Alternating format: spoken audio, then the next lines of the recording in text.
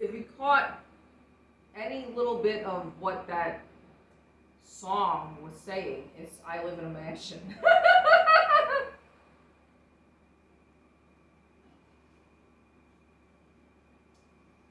That's not the first time that I fucked up. So I have to see, I'm aware of my own self-talk, right? Like just the way I said that I fucked up, right? So whatever if whatever you're saying is an affirmation, then I have to try to do better about structuring my self-talk, my dialogue, etc. in a more positive manner, right? I just realized she's flashing everybody. Yeah, because she's not wearing any underwear. Like so, the other, I guess you could say, American dolls, like they usually like have underwear on, but this one does not. So I want to make sure that she's not flashing everybody. Excuse me. I mean, seriously, how many fucking dolls am I gonna keep? And I told you that mini sew store, it's not that cheap, because I told you I found the fake nails at a bookstore for only 75 cents, but at Miniso it was like $5. That's a really big price difference. $5. I mean, you could buy basically, well, here I go giving these motherfuckers free advertising. You could buy a Starbucks with that. Barely, because I think a venti over here costs about $5.05. I think, if I remember correctly. Now, the only time I really go into Starbucks is when I'm dying for air conditioning. Anyway, so yeah, first I was talking about how I had a chat request from some fan who wanted to gift me something for my birthday, right? And then, just like today, I noticed, because like, if you don't unsubscribe, you just get the fucking emails, and I just noticed today that I had a chat request from one of my Marines back in Okinawa from, I'm not even going to tell you how long ago it was, but that was basically my first duty station. So this motherfucker, you could say that we have history because we go all the way back, back in my Marine Corps days. And, well, I mean, obviously he must know that I used to do, he has no idea, but, because I used to be on Facebook, right? And I used to have, like, friends. So I was still friends and connected to some of my Marines from, like, Okinawa. But then I, like, deleted my Facebook.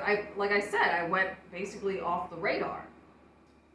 But now, this Marine, and I'm just letting you know, he was one of the fat bodies that I had to fucking personally take under my wing.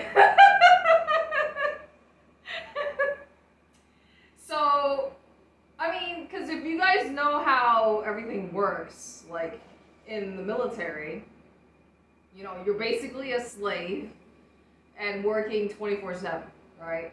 And if your leadership sees that you have potential, or that, you would make a good leader, then of course they reward you by giving you more responsibilities, right?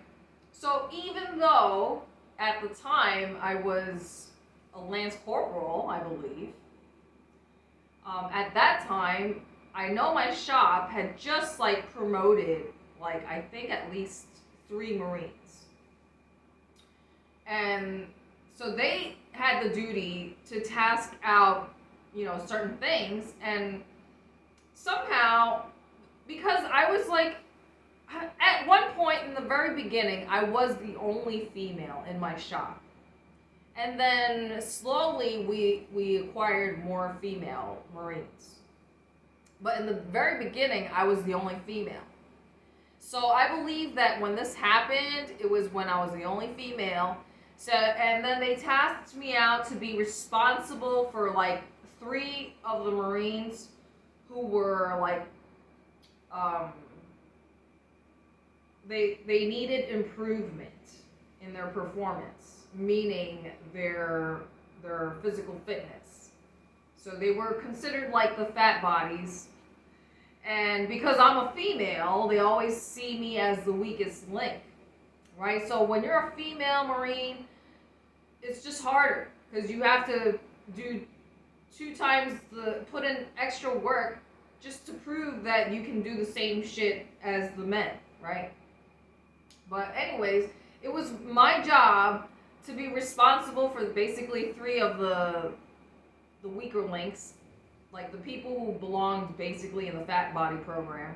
I don't even remember what it's called, but when you fail your fucking physical fitness tests, or if your leadership sees that you are like a weak link, then they put you in this program, which means that you need to address this issue, because basically as a fucking Marine, it's your job to stay fit, right? So basically I had to like take these Marines to go PT, like whenever I had a chance to fuck with them, like. So the Marine that I'm telling you, who just reached out to me and sent me a chat request, so he sent the chat request like last month, and I just saw this fucking notification like today. It's literally been a month. And I haven't spoken to this motherfucker for like, well, a very long time. Let's just say that. The last Marine that I was chatting to was my old, well, I think he got out as a Master Guns, but when I knew him, or when he was my gunny, that was back in Okinawa. So he was my very first gunnery sergeant. So he always said that I was, one of his best Marines, or he always would say that I'm a good Marine. And you know what I always say to you guys, right? If somebody calls you a good Marine, that really just means that you're a good slave. So, because that means like you're good at following orders, right? You're locked and cocked. You always do what you have to do. You don't need to be told what to do. And so that was the reason why I was lucky enough to be chosen to go for like, what you want to call it? I was one of the 2 Marines selected to go to Iwo Jima. So that was like a special MWR trip, right? It was a free trip where I got to go to Iwo Jima with the other Marine from my shop. So it was me and the HE operator. It was the same guy who fucking put 2 holes in the fucking quad con. That was the one thing that I was like, oh my god, you motherfucker, I just wanna, it's like, Homer Simpson bringing Bart's neck. It was like, I just wanted to be like, whatever, because like, we had that quad con, it was like, at some repair, because you have different echelons of maintenance, right? And this quad con was like, out of commission for like a really long time, right? And as your, part of your mission is to make sure mission readiness. If you don't have your fucking gear, then obviously you're not ready for battle, right? Like you're not prepared. You need to unfuck yourself. So as soon as we got this equipment, this gear back from the repair shop, the Marine put 2 brand new holes into the fucking quad con, and I was just like, oh my god, you fucking retard. I was so mad. So I was like, all right, just put it back, just give it back to them. Yeah, so Marines do fuck up sometimes, right? So, you know, no matter what, it's like you're only as strong as your weakest link. So if somebody is, you know, off their rocker, you know, you gotta unfuck them, right? That's the thing I guess you could say that I miss about the Marines, is that you work as a team. And you don't have that shit nowadays. Nowadays, you know, maybe it's just the new age and new culture and society has evolved in such a way that everybody is, you know, all for themselves. There's no more team spirit anymore. So that's kind of a shame in my opinion, but anyway, I just thought that was a really funny story to share. All just because I got a chat request from I wouldn't even say that he's like my buddy, because like, you know, back in those days, I always viewed him as a shitbag. I'm just being honest, okay? Like we all saw him as a, you know, lazy piece of shit. Like we all know, between us Marines, like we know who the fuck is a hard charger, who's a reliable, locked in cock, responsible Marine, right? And then we all know who all the shitbag, lazy ass motherfuckers are.